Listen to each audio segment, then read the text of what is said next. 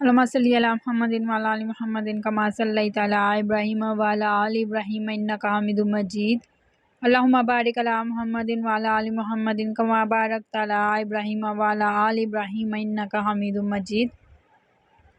اے خالق کائنات، بخش دے ہمارے صغیرہ کبیرہ گناہوں کو اور ہمیشہ محفوظ رکھنا بے روزگاری سے، تنگ دستی سے، رزق کی کمی سے، رسوائی سے، قرض سے، مرض سے، اولاد کے دکھ سے، ناگہانی موت سے، بری نظر سے اور حرام کی کمائی سے، آمین۔ اے اللہ، مجھے شکر کرنے والا دل، ذکر کرنے والی زبان اور تیری یاد میں رونے والی آنکھ عطا فرما، آمین۔ آج کی اس ویڈیو میں آپ کو قرض سے نجات کی دعا بتاؤں گی۔ وہ دعا کون سی ہے؟ اللہم اکفنی بحلالک عن حرامک واغننی بفضلک عمن سواک۔ ایک بار پھر سے پڑھتی ہوں، اللہم اکفنی بحلالک عن حرامک واغننی بفضلک عمن سواک۔ ترجمہ: اے اللہ، تو مجھے اپنی حلال کردہ چیزوں کے ساتھ اپنی حرام کردہ چیزوں سے کافی ہو جا، اور مجھے اپنے فضل سے اپنے سوا ہر کسی سے بے نیاز کر دے۔ یہ نہایت آسان سی دعا ہے، اس کو آپ نے 7 مرتبہ پڑھنا ہے، اول آخر درود ابراہیم پڑھنی ہے۔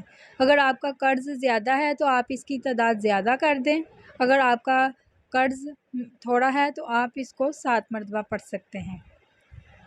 اس کے علاوہ ایک طریقہ ہے رزق میں برکت اور قرض اتارنے کا، رزق میں برکت ہی برکت اور قرض ختم۔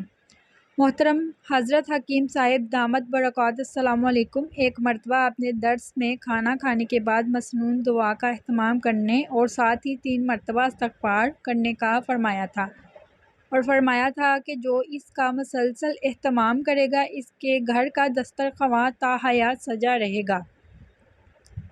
میں اس کا اہتمام کرتی ہوں، جب سے کرنا شروع کیا ہے ماشاءاللہ گھر کا دسترخواں سج گیا ہے۔ پہلے قرضے اتنے چڑھ جاتے تھے، آمدنی زیادہ اور برکت بالکل ختم ہو چکی تھی، لیکن اب ماشاءاللہ برکت ہے اور واضح محسوس ہو رہا ہے کہ اب برکت ہے، الحمدللہ۔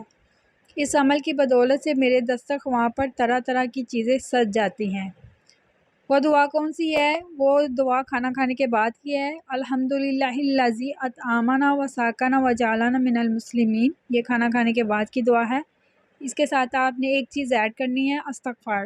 استغفار اس کے ساتھ آپ نے 3 مرتبہ پڑھنا ہے، تو انشاءاللہ رزق میں برکت ہی برکت ہوگی، اور اس کے ساتھ قرض بھی آپ کا ختم ہو جائے گا۔ اس چیز کا آپ نے اہتمام کرنا ہے۔ غموں اور قرضوں سے بچنے کی دعا۔